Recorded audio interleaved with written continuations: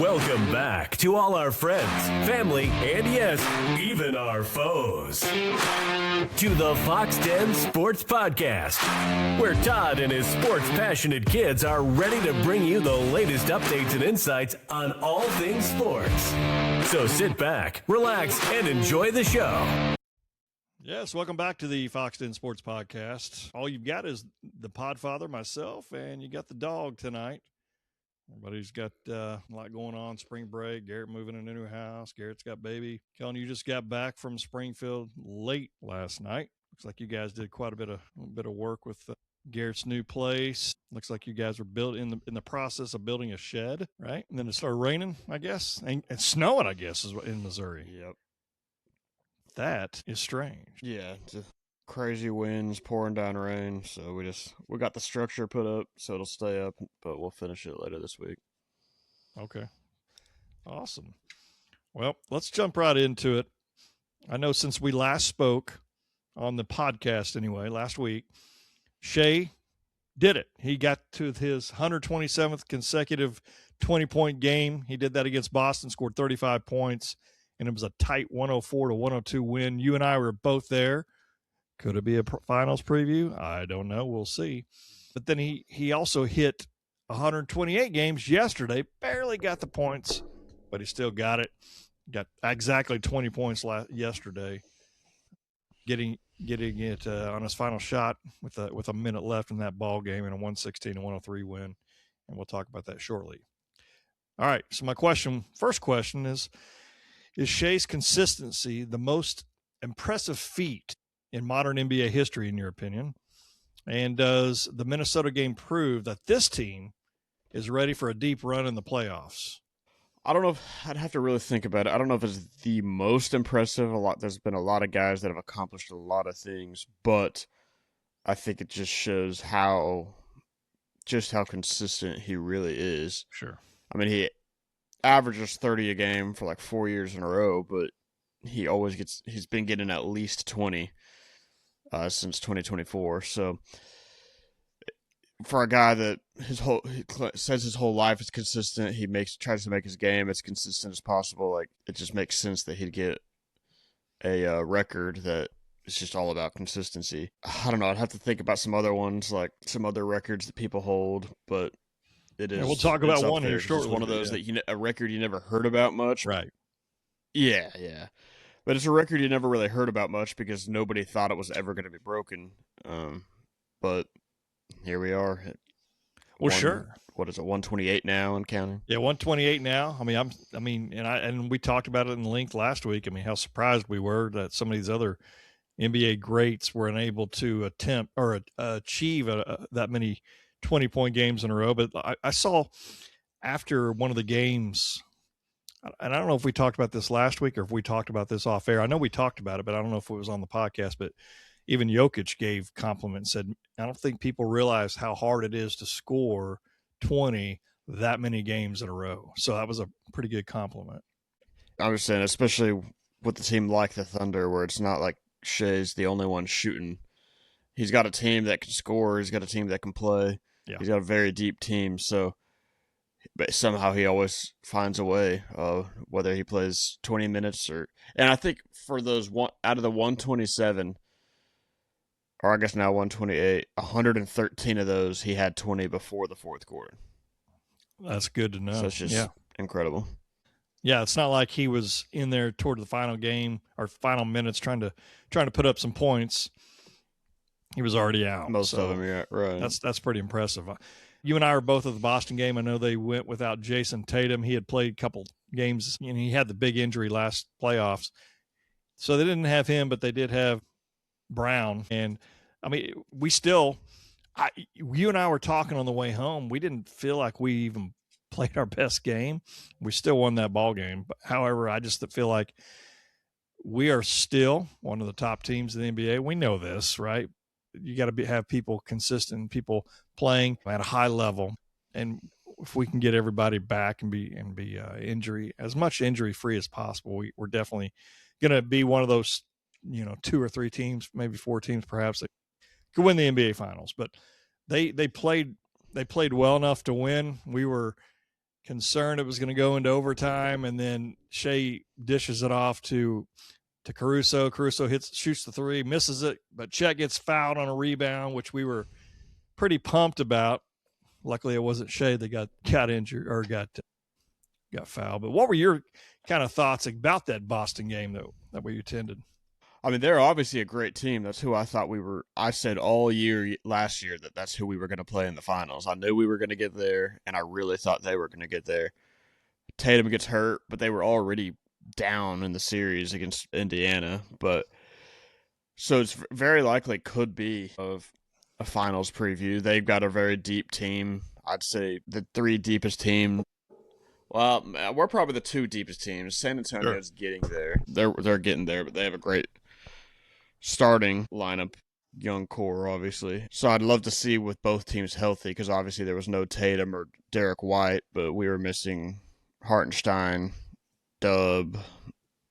I think that was it for the main guys, like Carlson and all him. But I'd love to see it fully healthy. So hopefully, if we do play him in the finals, because if you go by Phil Jackson's 40 before 20 rule, it'd be OKC, Detroit, or San Antonio. But I really think Boston could beat Detroit in a 7-game series. I think Boston could and probably would beat New York in a 7-game series in the playoffs. So I think it's a very good chance, especially if Tatum starts getting a little more efficient and just keep, because a lot of guys say it takes about 3 weeks of actually playing basketball to like get yourself back into actual basketball mode, not just the gym.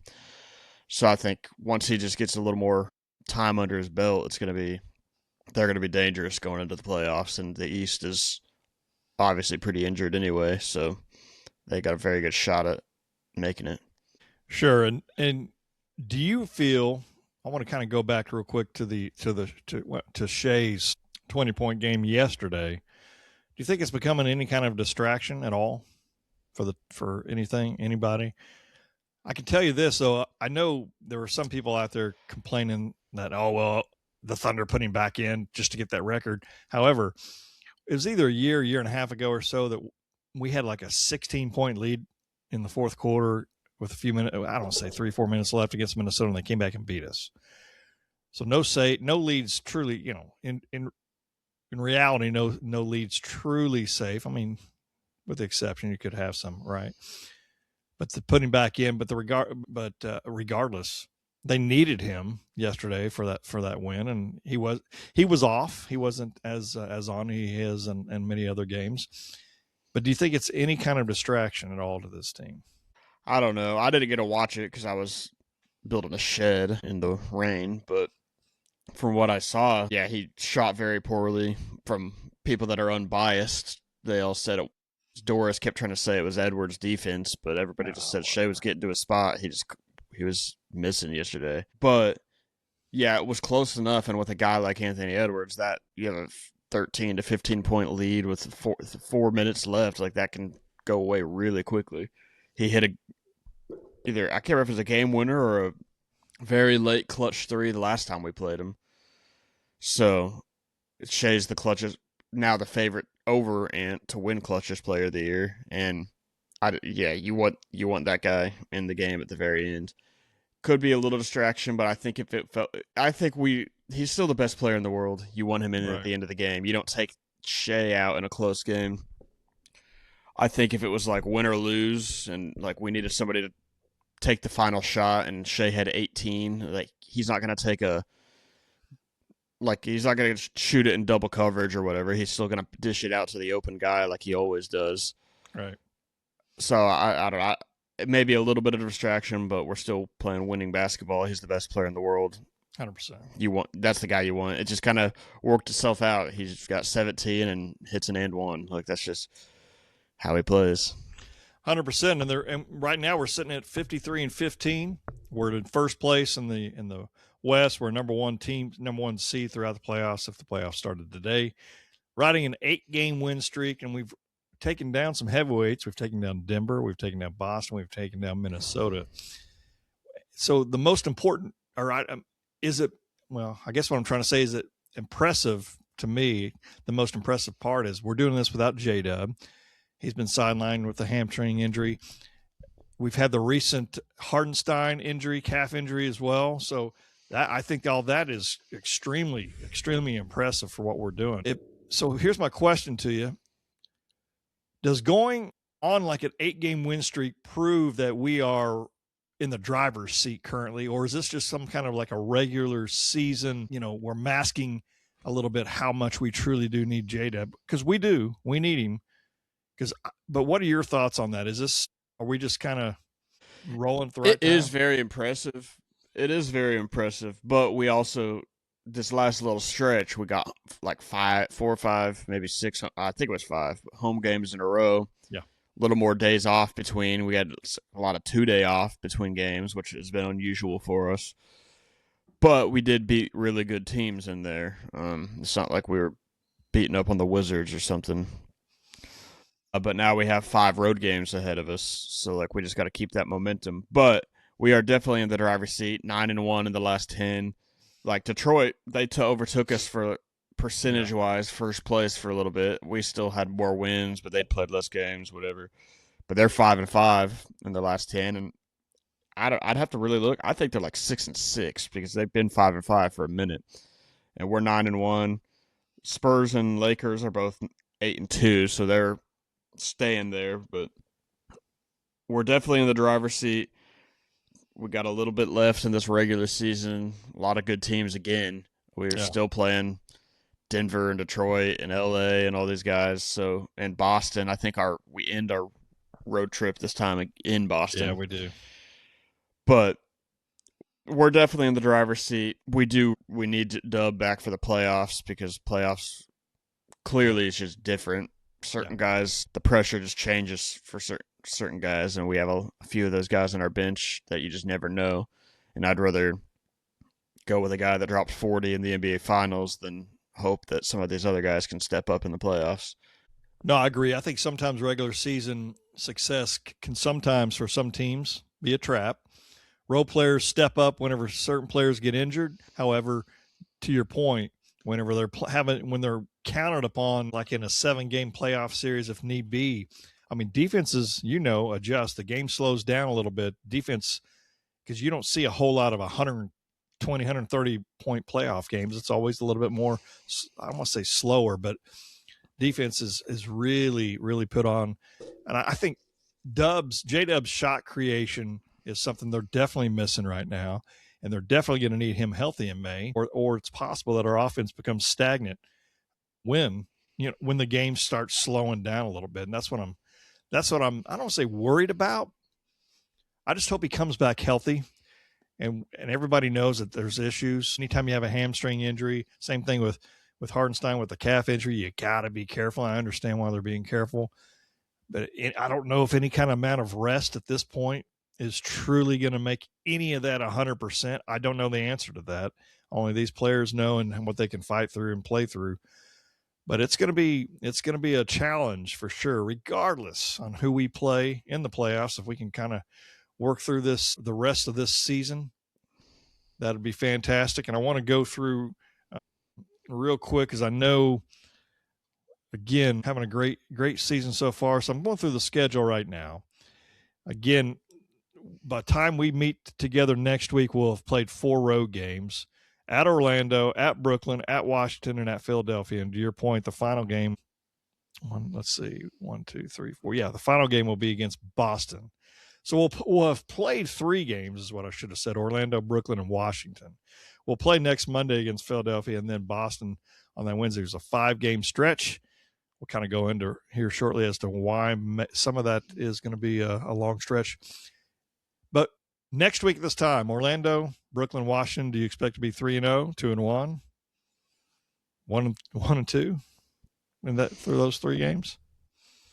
I expect to be 3-0, sure. But I know these are NBA teams. Like any night, somebody can light it up. Michael Porter Jr. for the Nets it seems like a lot of guys have a great 3-point night against us from time to time.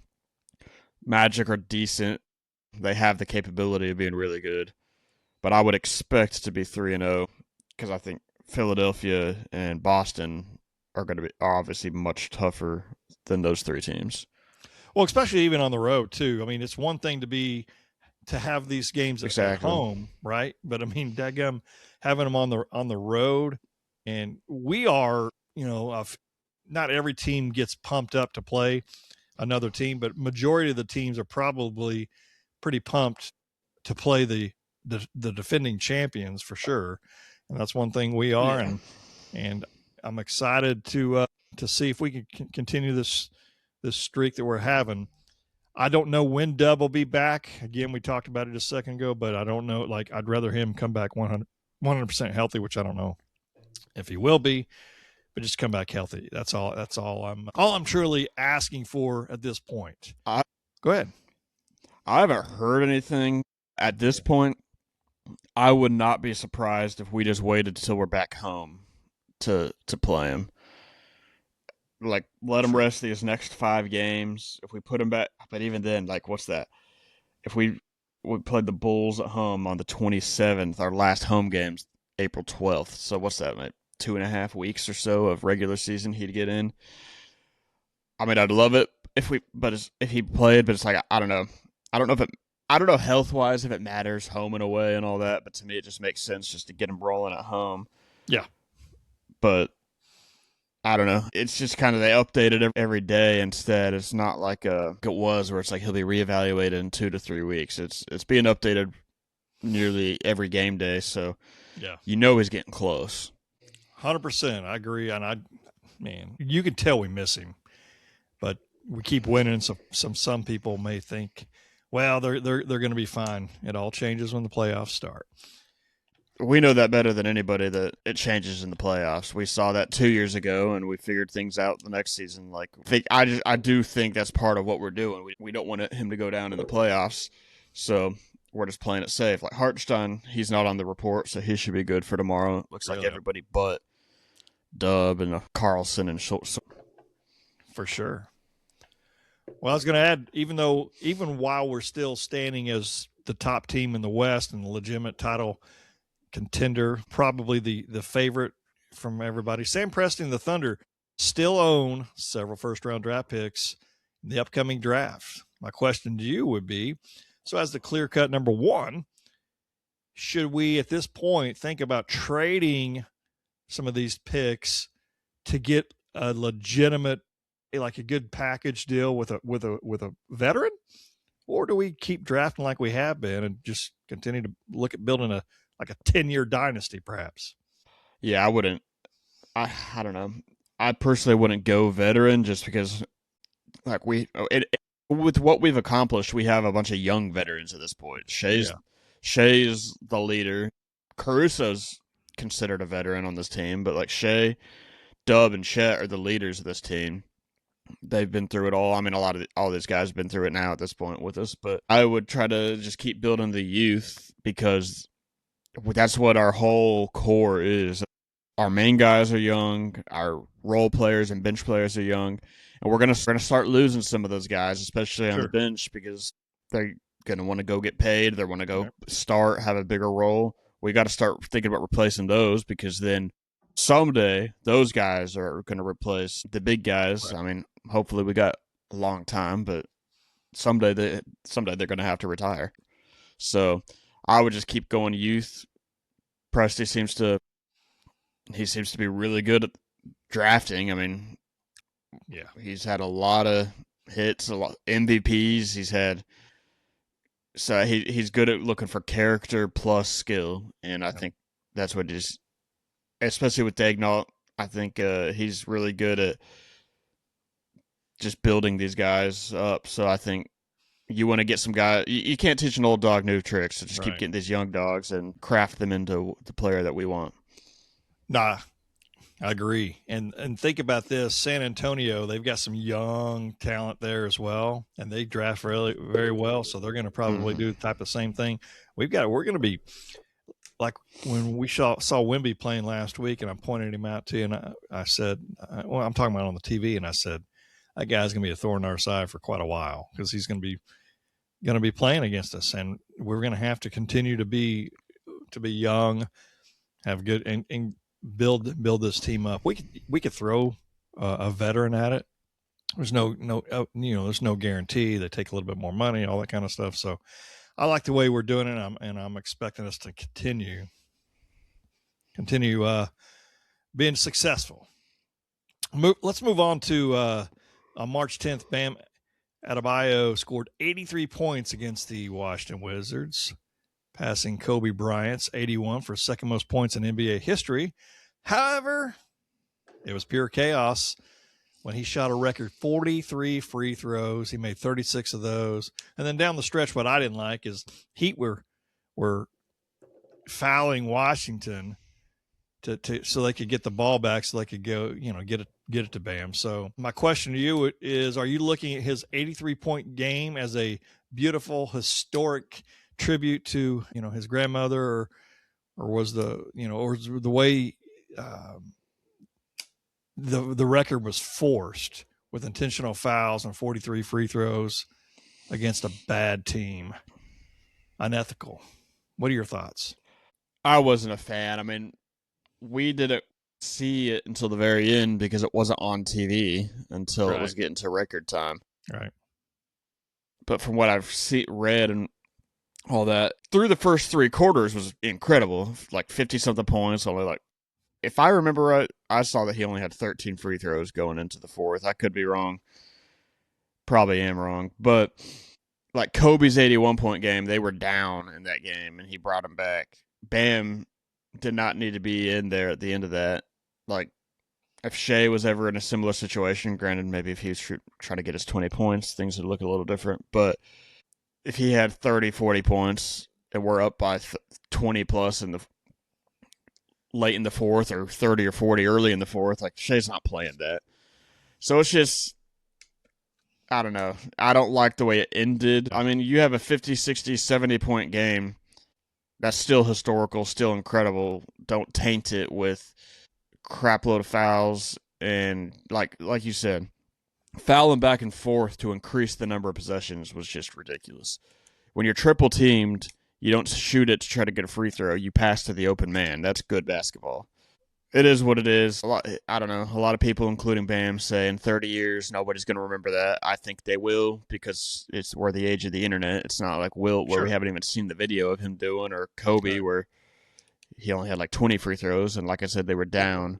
This is the age of the internet. I think people will always remember that, and it's always going to be brought up. If anytime, every anniversary, every time ESPN posts it, 15 years ago today, Bam scored 83. Somebody's going to comment about the free throws. So sure, I don't love it, but history is history. It is, and I know it was a legendary performance, and I get the fact that when there's a record to be broken and you have the chance, you want to try to break that record. But I also think there's some kind of legitimacy to it, some what's the word I'm looking for, integrity of some sorts as well. Because let's face it, when you think of those players, we were talking about this, I think even during the game, the portion that we saw, Wilt Chamberlain, Kobe Bryant, Bam Adebayo, doesn't ring it, right? To me anyway. And we looked it up, and we've heard people say he's one of the top 10 people, top 20, and I'm like, there's no shot. Like I looked it up, and maybe it said 20, like not top 10. It had him in like ranked 35 is what I looked at through Google. But the thing is about it is, again, I don't like the fouls. I think that's, to your point, that's not playing basketball. You're trying to foul to try to get more possessions. And I know Spoelstra said, hey, I'm not going to apologize to anybody. And I get it. He's the coach. He's going to try to make, he's obviously happy for his player, and I totally understand that. I just didn't like the way it went about. I know Charles Barkley is from a different area or different era. He pointed out the opposing team would have to physically shut down immediately rather than let a guy turn a fourth quarter into a shoot around. And and that's basically what it became. And that's, I guess, what I felt like was not right for the game, not right for basketball. And I think, because I got news for you, like, I'm going to think about that 30 years from now.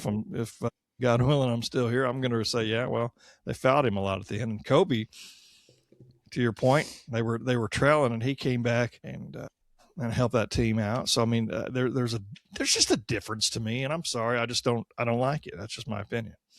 Like I said, it just didn't happen naturally or organically, and that's my biggest issue.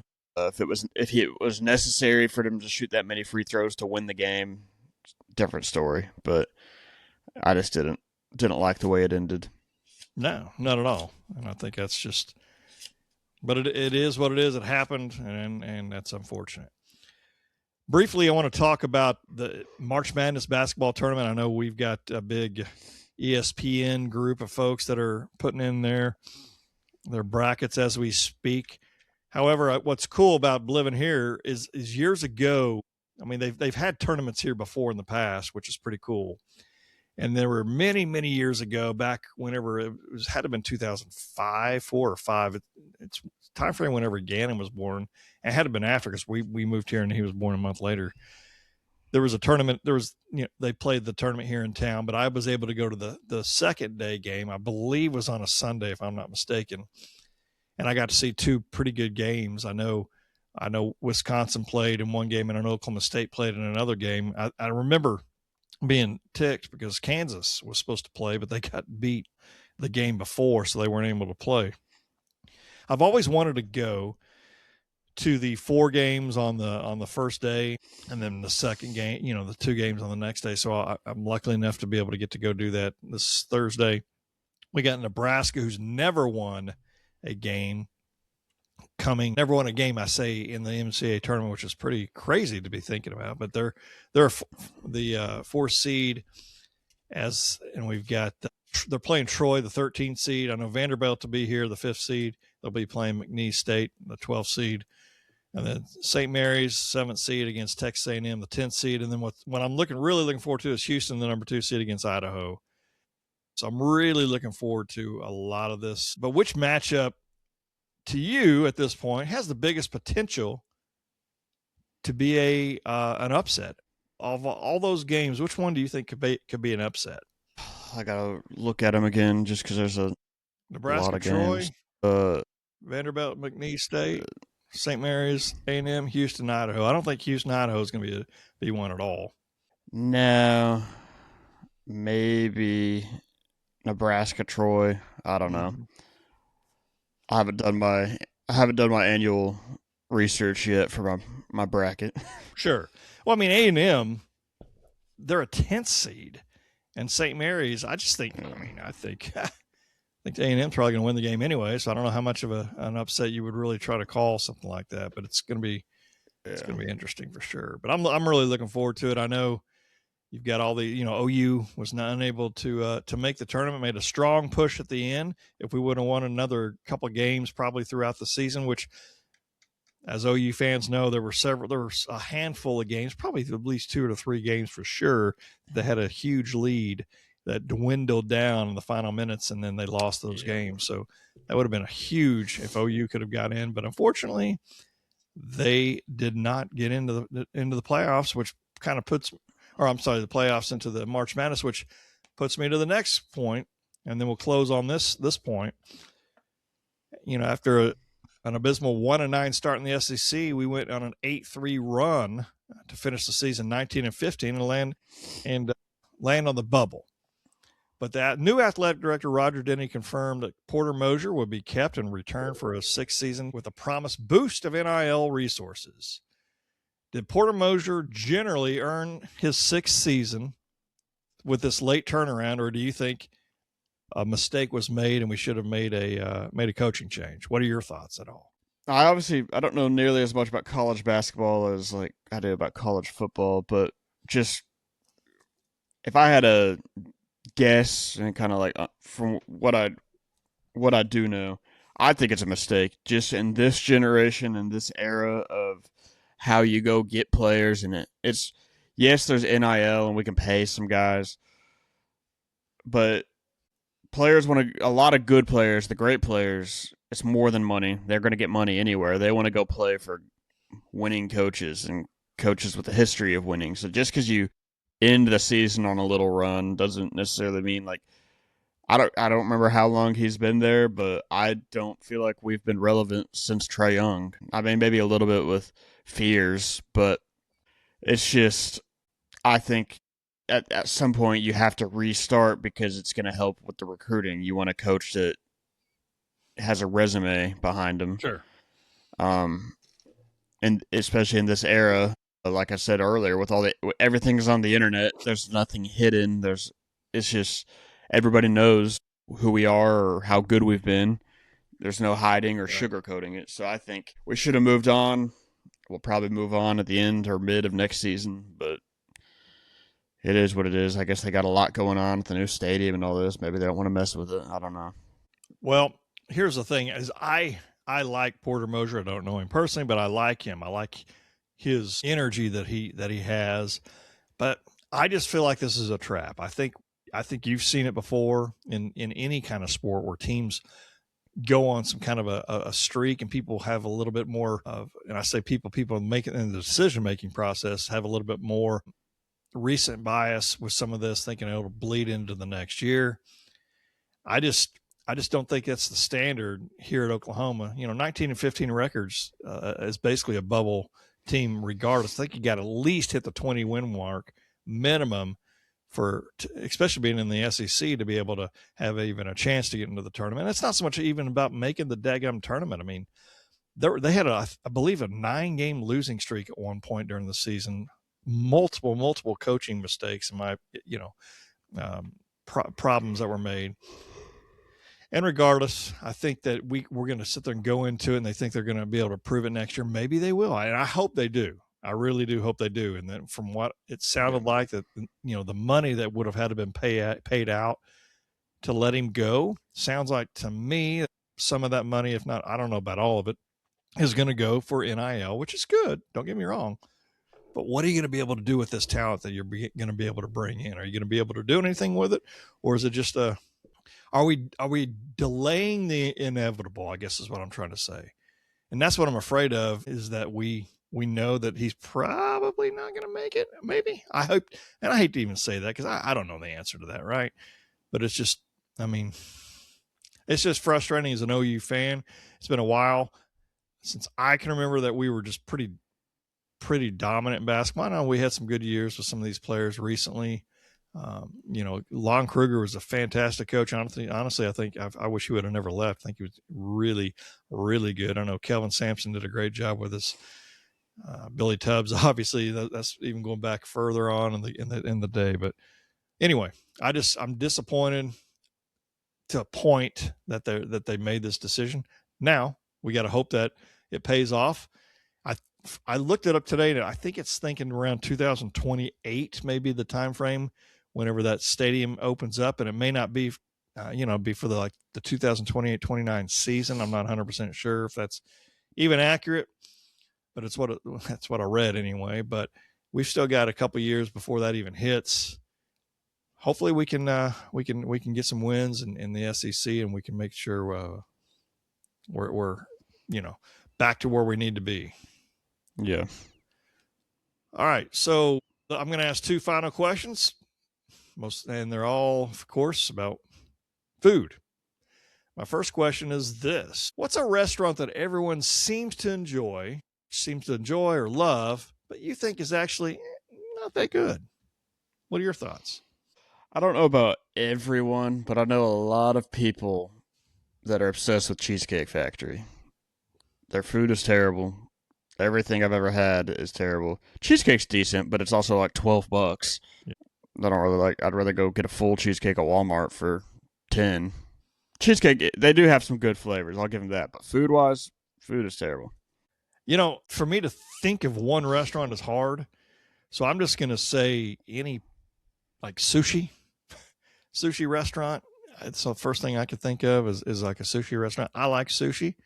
I'm not into the raw. You don't fish. like real sushi. Yeah, I'm into the, I don't know what you would call it, but it's the California rolls or whatever. And that's probably not really sushi. It is sushi, but yeah, you like the fried or like meatless maybe. Like if you like a cucumber roll, I know that's what Cali likes. I like raw sushi.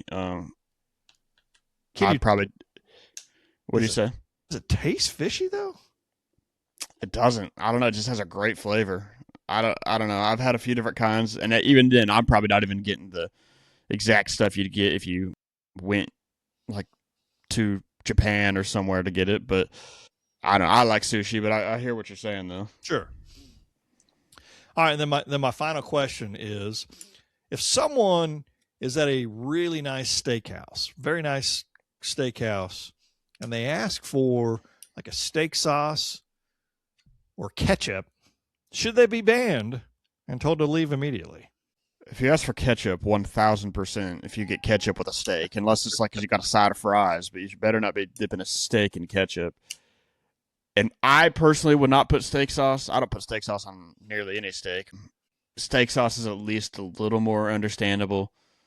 But if the steak is cooked well, seasoned well, and it's a good piece of meat, like, you don't need steak sauce. And if you dip it in A1, every steak's going to taste the same. Sure. And A1's good; it'll taste good, but you want each one to taste like whatever the chef did to make it, whatever seasonings, flavors, however he cooked it, whatever he cooked it on. Sure.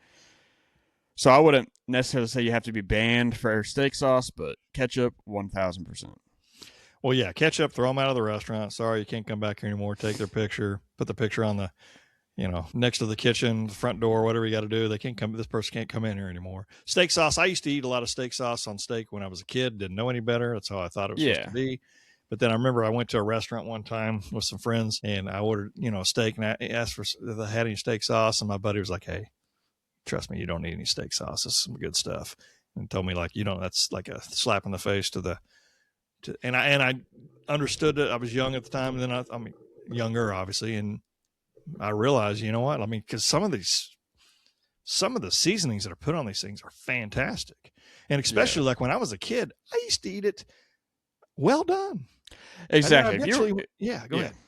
Well, I was just saying, I assumed probably when you were describing it as a kid, it was well done. So you need steak sauce for that. So Papa likes. I mean, that in my opinion, you should get banned if you get a good steak well done. Might as well go to the gas station and get some beef jerky at that point. You've destroyed the steak. It's dry. You need a glass of water and steak sauce with it. Like, I don't know. Sure. Anything above medium to me is crazy. I prefer medium rare to potentially rare, but I can do it. If the right chef cooks it medium, it's still juicy. Yeah, I like medium. And even a medium well sometimes. I don't want that. But if you get it well done, not only are you delaying everybody else's steaks by about 20 minutes at the table, it's just not you're ruining a good piece of meat. You are, and I agree with you. I didn't ever know that as a kid. I thought you ordered steak, and my parents were all big into the well done. Oh no! And I eventually went to medium well. And I think for a period of time, my mom would do medium well. Dad always likes his well done. He didn't want to see any pink in the middle. I was fine with it. And then now I order it medium, and it's fantastic. So on your medium rares, is it cold in the middle? No, it's medium rare is warm, like a warm pink center. Medium's hot pink, rare. I don't order it rare, but like I'd rather undercooked than overcooked. I don't want it blue, but I could do slightly less than medium rare. When I used to work at Lambert's, people would ask me to do it the minimal cooking that we are legally allowed to do, because you have to have a license to serve like rare meat. So it was like 15 seconds on each side. Barely had any char marks on it. No. That's not good. But I mean, you guys used to order well done for me as a kid too. Because I think a kid shouldn't be eating like raw meat. I think they could probably handle medium well. But so I never thought I liked steak growing up, because like it would just be all dry in my mouth, and I'd be like chugging water trying to get it down. I don't even know when I started changing it or how I do not remember trying a well cooked steak for the first time. But it's just as long as I can remember now, I've just been doing medium rare. That is hilarious. Yeah, I can remember eating those steaks as a kid, and then now it's medium. I remember I was at a Sam's Club function. We were helping out another location. I don't know where it was, and a guy I know, John was his name, and he ordered a rare steak. We were at one of the steakhouses in town, and they brought it out to him, and I'm like looking at it like, is that even like cooked? And you cut it, and look at it and take a bite or whatever and let him know if it's good. And he was like, "Oh, it's perfect." And I'm just like, There's no way, man. There's no shot I would be eating that. That's just me, though. But medium's fine. Would I go into a medium rare at some point? Perhaps, if somebody else is paying. I'm not paying for it because I'm not going to sit there and pay for a steak and it's not well done or not done for me to my liking and waste that kind of cash. I'm not a waster. All right. Well, thanks for listening to all of our fun-filled friends, family, and foes out there. Appreciate it. Make sure you subscribe, hit subscribe, share this video, whatever you got to do. We just got a lot to do on this podcast, and we're not done yet. We're just starting at what is it? I don't even know how many episodes. 200, probably 7, 8, 9, 10 now. So it's pretty fantastic. But until next time, for the dog, I am the Podfather, and stay safe. And what is it? Be savage, not average. Goodbye. Stoner.